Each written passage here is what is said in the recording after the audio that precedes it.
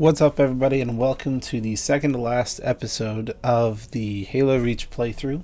This is the second to last / final level Pillar of Autumn. We're going to hop right into this, but I'll just say, if you haven't already, please like, comment, subscribe, all that jazz. It really does help us out. There is technically a final level called Lone Wolf, and we'll do that next week, but this is the last full-on campaign level of the series, and we'll hop right into this. When we left off, Carter, Emil, and Noble 6 were in a Pelican going towards the Pillar of Autumn, and that's what this mission's about, is getting to the Pillar of Autumn, which is the very last thing. We're trying to get Cortana off the planet. Noble Leader, seek immediate medical attention. Noble Leader, please respond.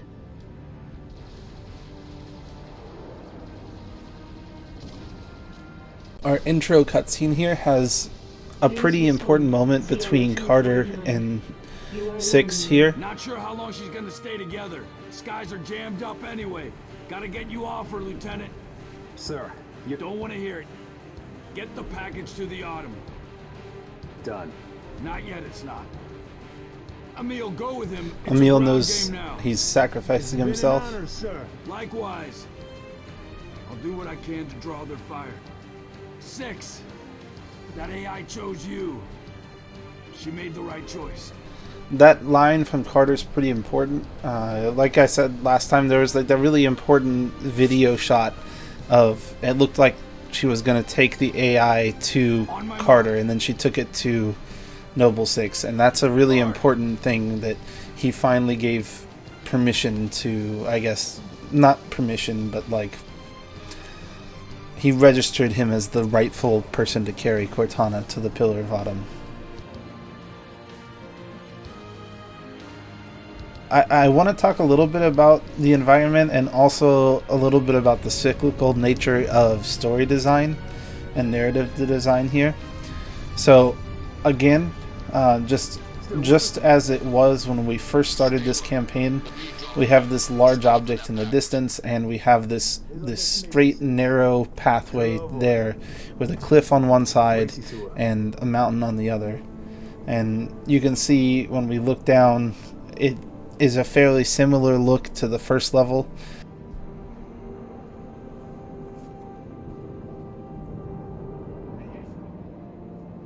There's our large object in the distance, and if we hop down here, we can see all the enemies down here. They're the interference blocking our way, but if we look back here, we see that there's really no way to go backwards, or any way besides the one way that the level's designed to take us. And it's worth noting that in this particular level, a lot of the level design is dictated by the story. It's not so much decided by the level designers and the necessity of how things will work and so on and so forth. It's really decided by the story and what elements they need as part of the story.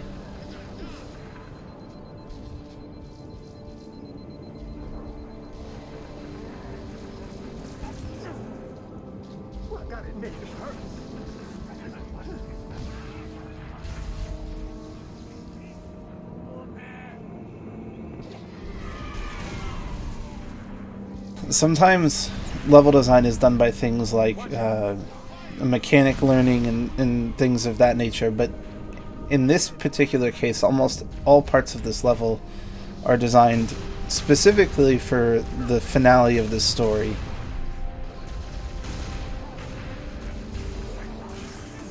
And in particular, we're doing this level with Emil and somewhat Carter. We had a lot more of Carter in the last episode, in the last mission, but this mission is the only mission where 2 Spartans die. Let me go check and see if there's ammo here. But this is the mission where 2 Spartans die. But earlier I mentioned the fact that you typically spend a good amount of time with a noble member right before they die. So this is our Emil mission And we sort of had our carded mission last mission, but it's sort of this one as well. He still plays a fairly impactful role. That's a bit of a pun. I hope you'll forgive it when we get there.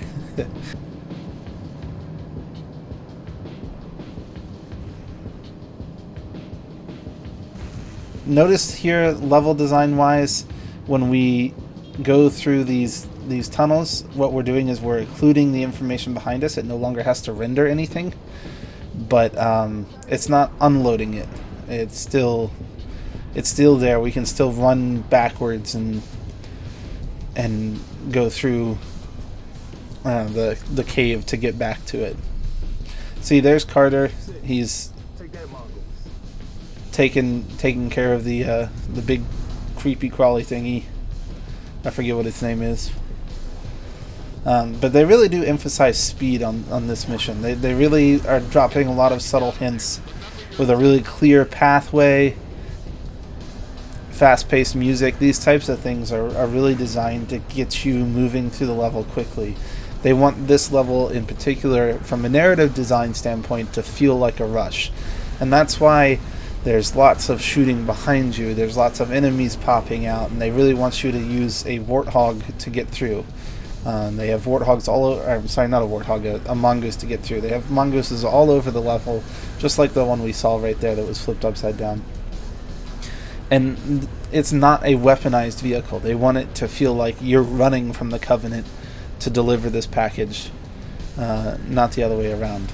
So, again, we're going through some cliffs to include all the information behind us. We no longer have to render it. This is pretty smart level making.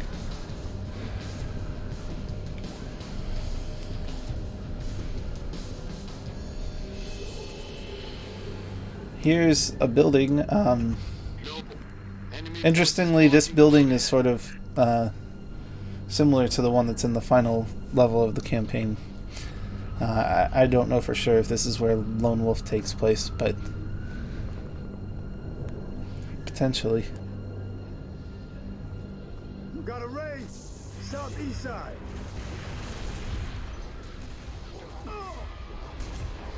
We've got some fairly standard combat here. Well, I did really well there. As I was saying, we have some pretty standard Halo combat here. There's nothing special about this. That they really are doing more of this level for the story. I'm gonna get rid of this Wraith. They're really doing this level more for the story than they are for the mechanic design.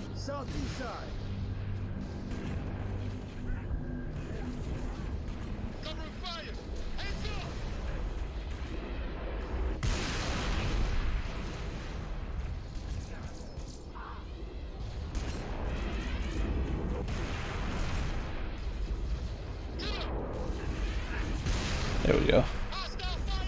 That's dead, yep. But like I said, this is a pretty standard barricade setup that for which Halo is well known.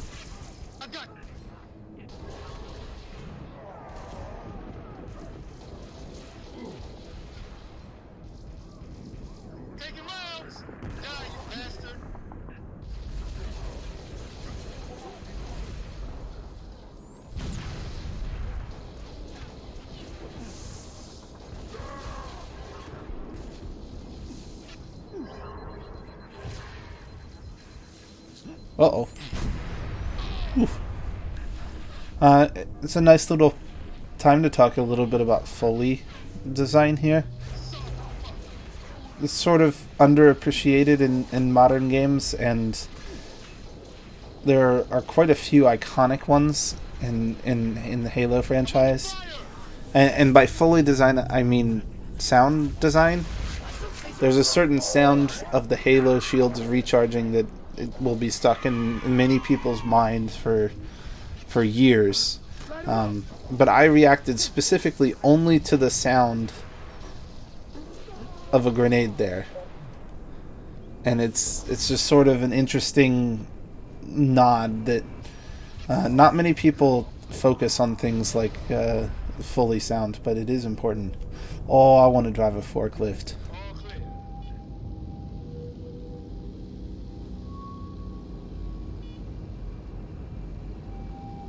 there's not much point to me driving this forklift, but you can get a special little tag in the Master Chief Collection for killing an enemy by splattering it with a forklift. But yeah, so here is a particularly creative load coming up here. So we get this checkpoint.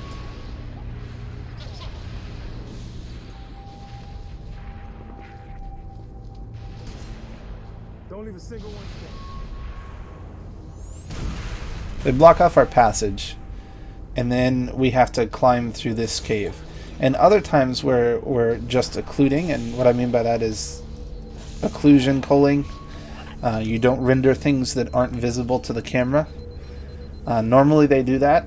Here we'll get to a spot, and I think it's just up here.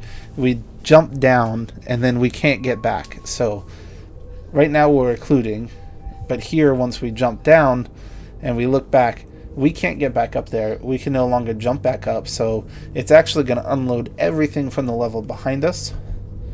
And that's why we get a checkpoint here. Into a... Oh, here's my pun coming up. How Carter has an impactful part of this level. Not without help. Commander, you don't have the firepower. I've got the math. // he did the math. Hit him hard, boss. You're on your own, Noble. Carter out.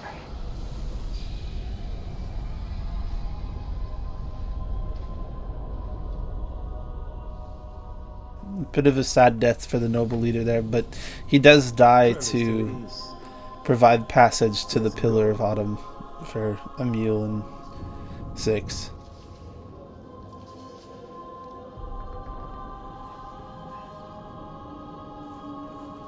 We can't actually see any of the wreckage down there, but we can actually see some UNSC ships, but no real wreckage down there.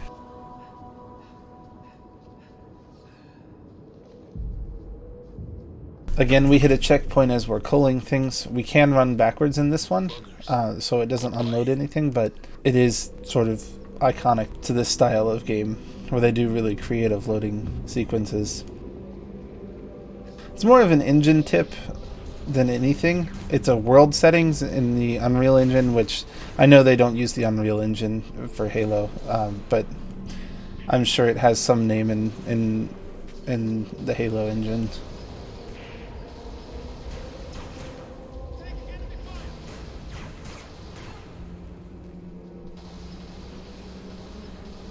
Alright, very nice.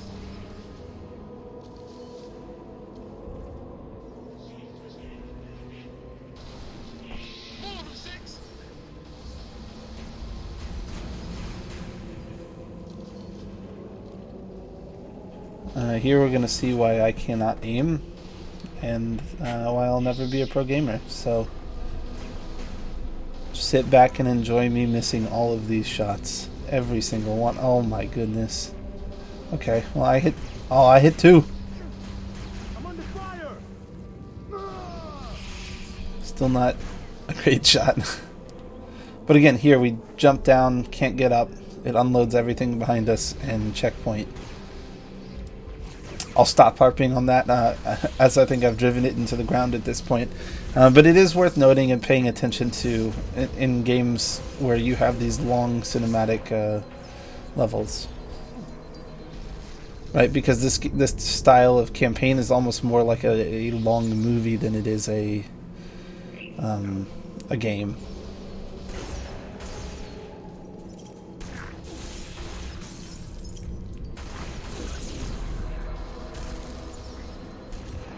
Covering fire!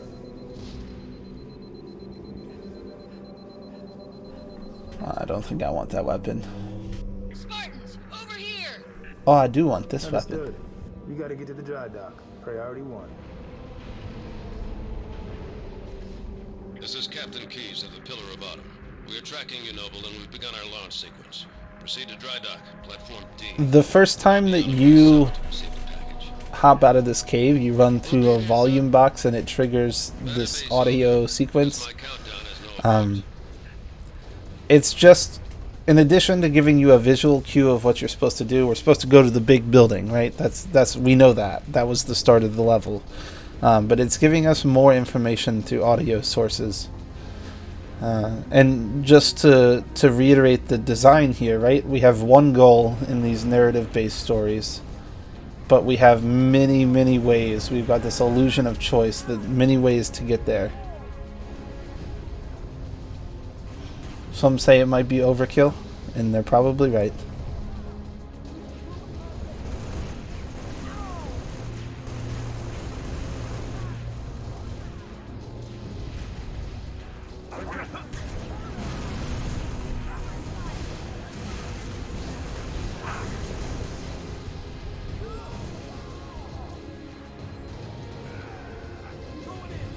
Oh, I hit that shot.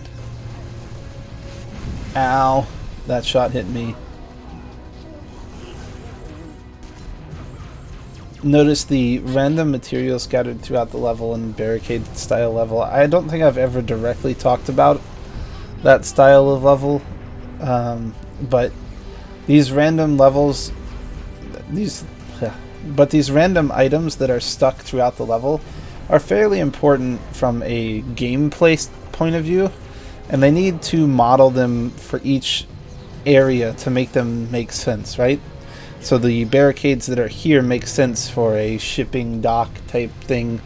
There's lots of heavy things and things you'd expect to be exported or something of the sort. Trucks to deliver them, forklifts, things of that nature. Things that look in place on the level. Each time you have a barricade style fight, there's always objects that are there to provide cover.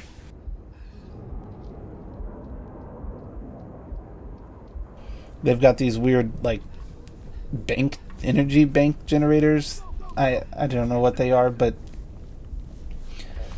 they do provide some cover.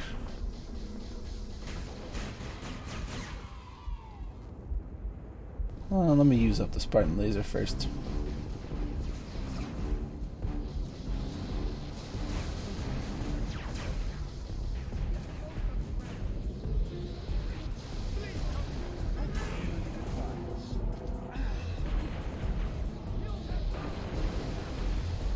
There we go.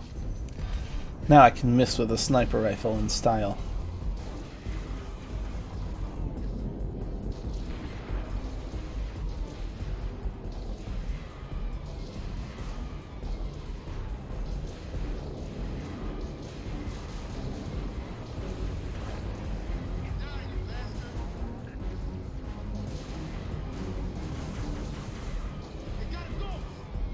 Notice the voice audio cues telling you we've got to go, things to rush the player through this level. They don't really want you running around staying back and fighting. The way they want you to try to do this level is to do it quickly.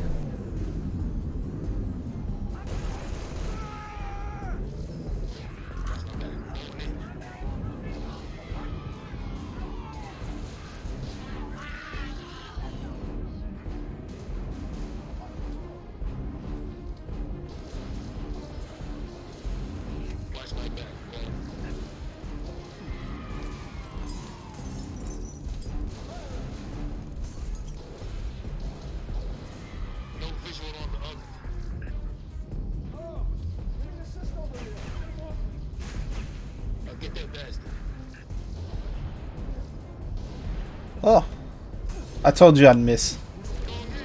Told you I'd miss with the sniper rifle.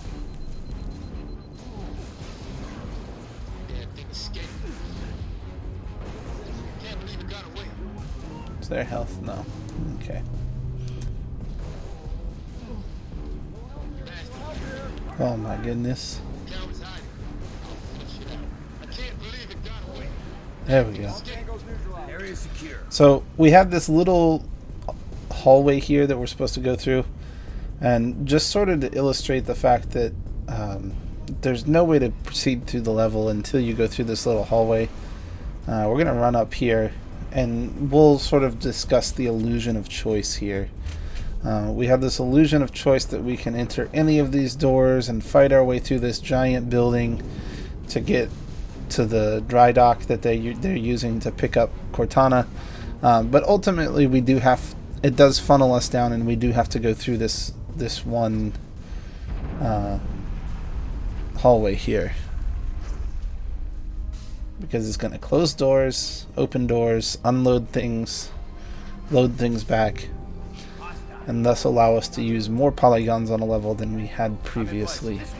Spartans, dry docks through that structure across the way. Another audio cue. We'll back you up.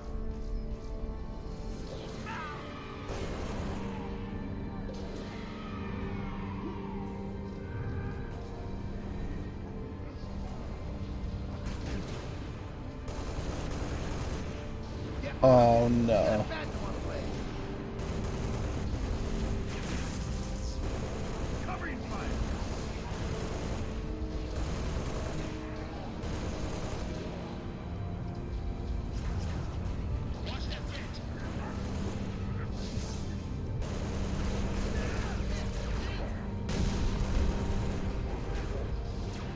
Whew. I got him, and then I missed, and then I missed. And then I missed again. Please don't judge me.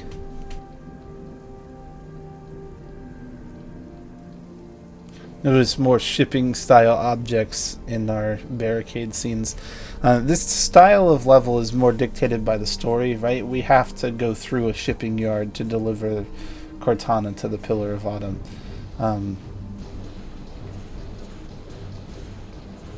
I was kind of wondering how long he would let me shoot him, but our story sort of dictates the design of this level.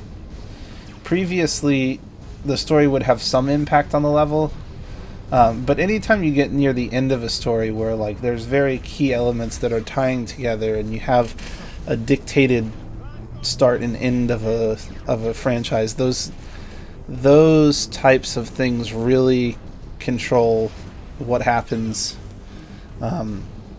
when it comes to level design. Go to the east. Keep moving. Got big trouble heading on. Show us blood. Ow. Ow, ow, ow. Hopefully we can shoot from one side or the other on this one, and we don't keep running together. Yeah, hit him so I can hit you. Alright, now shoot him, Emil. Yeah. Okay.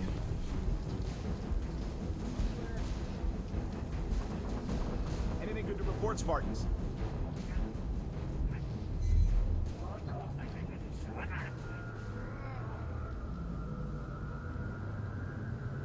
So again, we're in a barricade shoot-off type level design, where we have panels on walls that are presumably in something that they do with transporting materials in this shipyard prior to the war. But those panels provide excellent cover for the snipers and things of that nature. Well, if they stand behind them, they provide excellent cover. I'm in position.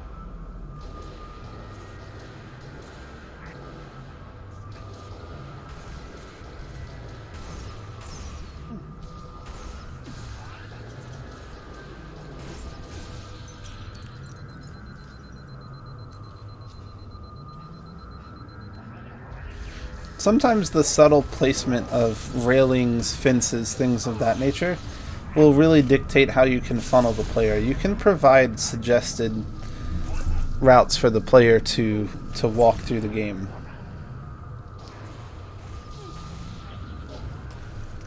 So, you know, coming up a stairway and there's a passageway, you know, people more often than not will take that same passageway. That's why, you know, when we're driving in a driving level, there's always like a dirt road. A, it's a little bit of a hint to the player, and B, it is a psychological push for the player to follow the path that they want. player feels like they're choosing. They get the benefit of feeling like they're choosing, but We're running out of time here, Spartan. they're not choosing. Solid copy, sir. We're close.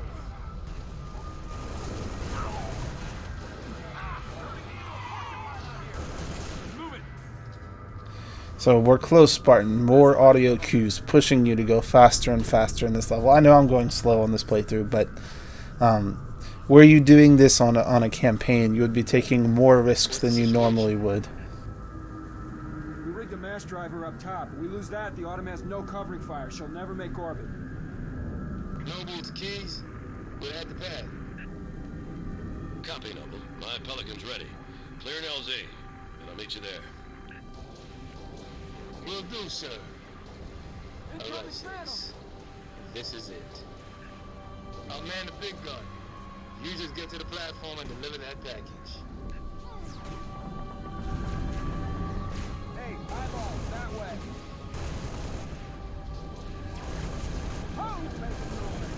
Here we're coming up on Emil meeting his untimely end, and I'd just like to... I got stuck by a grenade. AMU. I'd just like to draw attention to the fact that Noble to Keys. we've been doing whole missions with the people right before they die. These type of things create and elicit an emotional response from the player when you go through something with someone. When we go through an entire mission and complete lots of tasks with Emil, we will feel something when he dies, just like when we went through the whole thing with George, and we had a huge mission with him right before he died. We had a huge mission with him right before he died.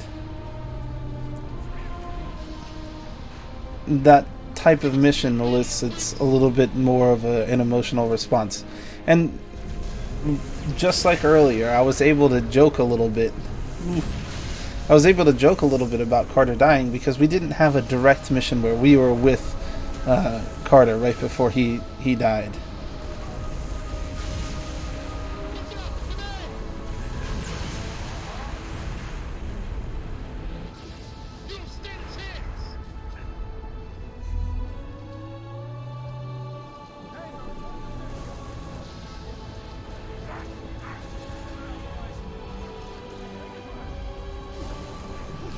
Notice I died again. I was about to say, notice how on the final level we are experiencing all the different mechanics that we learned throughout the game in one place. We have up, down, side to side these barricades. We've learned all the different ways to fight them, and they throw all of them at the player in the final couple of barricade fights. We'll actually fight another one here in just a bit.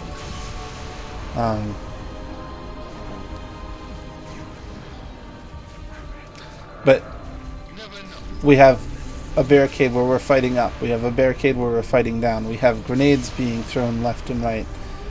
We have terrain that's providing us cover. We've got multiple levels of barricade where we have like a top floor and a bottom floor.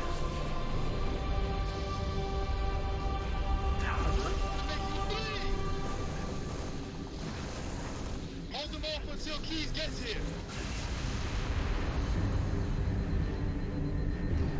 We made it, right? Uh-oh. Can I throw a grenade into that? No. No, I cannot.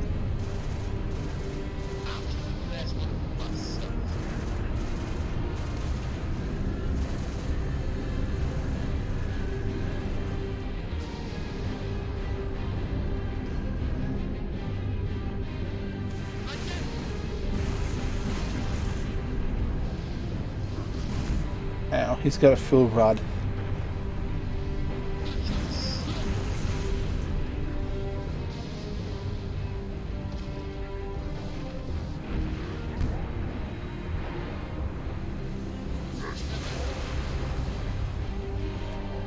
Oh, please don't touch me. Ooh.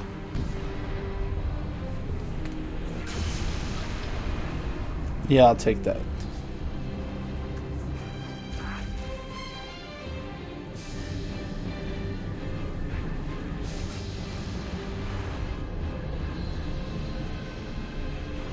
You're gonna die. Emil, are you foreshadowing for us?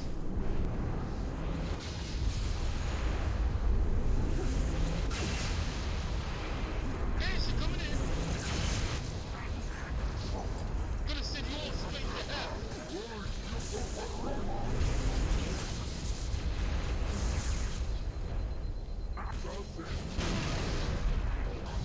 Crushing blow. We got more on the way.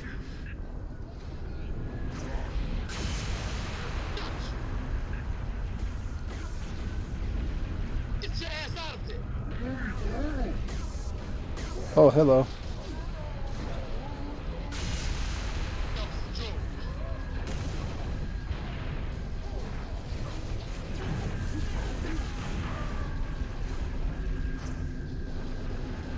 So multiple waves of enemies, letting the player experience all the different forms of barricade in the final level. You want to increase the difficulty for the player as the level goes on, but you don't want to overwhelm them. So there's like this intricate slope that you sort of have to create, where the difficulty rises as the player masters things, but you always introduce new things so they don't get complacent. Because if they get complacent, they get bored, and we don't want that.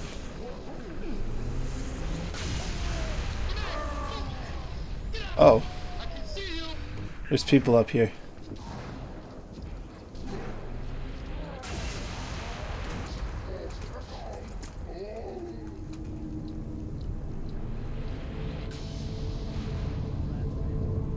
Noble, the keys. The pad is clear. On my way. 6. Timepiece elite. Get the package to the pad and get your ass off this planet. I've got your back. We're gonna see how close we were to Noble 6 being Master Chief. This is Keys on hot approach to Platform Delta.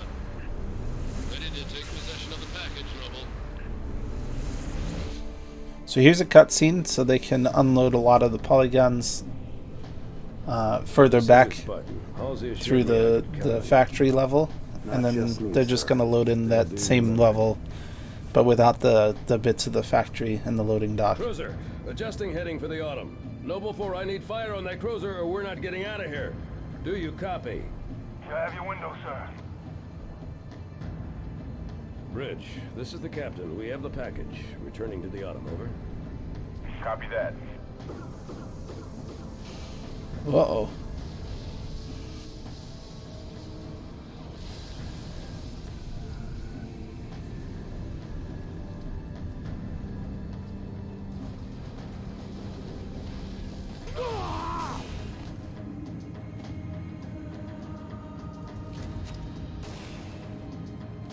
Who's next?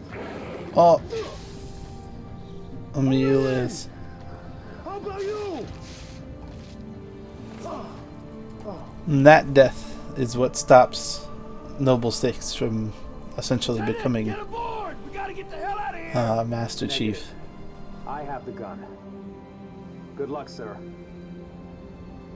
Good luck to you, Spartan. It's a fairly important line there because essentially both Noble 6 and the commander know that if he stays behind to do the mass driver cannon, he will not return from it.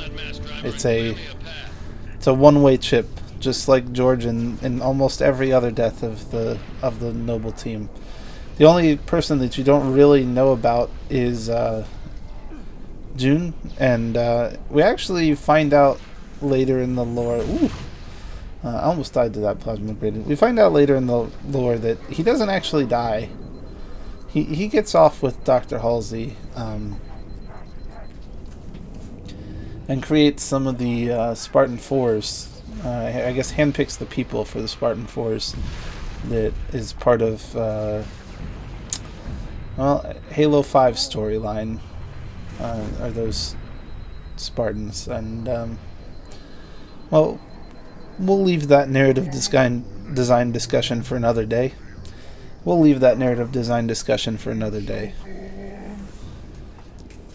So before, we couldn't get back into this side of the factory. We could get back into the other bit, but after that cutscene, assassination. After that cutscene, it loaded this in and unloaded the other bit, so we can get back here. Implemented all the different AI agents here, and this is really the railing is the last boss for me. This Mac cannon is really like the last bit of gameplay for this thing. Oh, you can't do it early.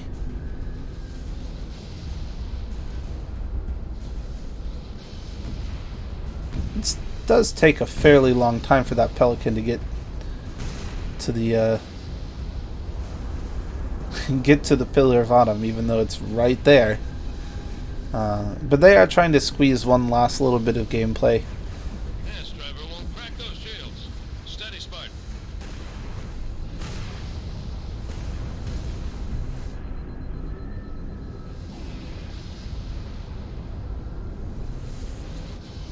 It's funny, the Mass Driver reminds me a lot of the Gauss cannon in multiplayer. I guess it's also in some of the stories, but it just reminds me of it.